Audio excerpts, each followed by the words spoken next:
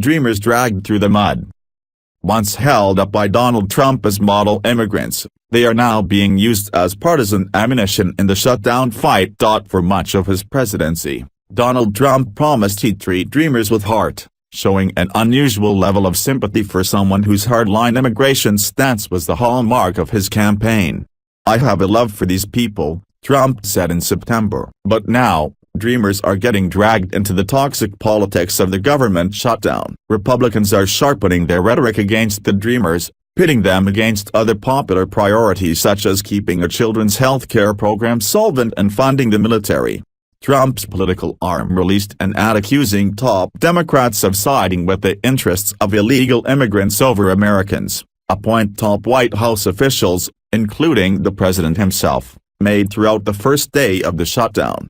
Democrats are far more concerned with illegal immigrants than they are with our great military or safety at our dangerous southern border, Trump tweeted on Saturday.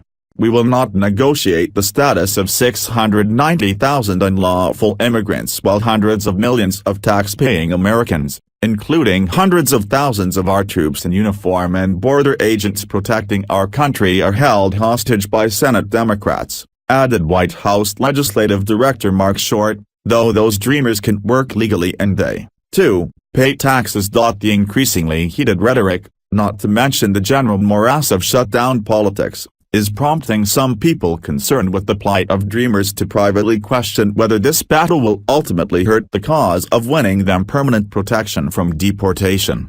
Sen. Jeff Flake, R. Arizona, a veteran of the immigration wars who favors comprehensive reform, was also surprised that because of dreamers had prompted such a partisan battle. Flake and Sen. Lindsey Graham, RS.C., spent much of Saturday cloistered with Senate leaders and other rank-and-file senators, trying to carve out a path to not only reopen the government but somehow move a deal to enshrine the Deferred Action for Child Arrivals Program, or DACA. Flake recalled that in previous immigration negotiations, finding legal status for dreamers was always the easier part of the discussions and that peace was used to help move other, more controversial changes to immigration laws.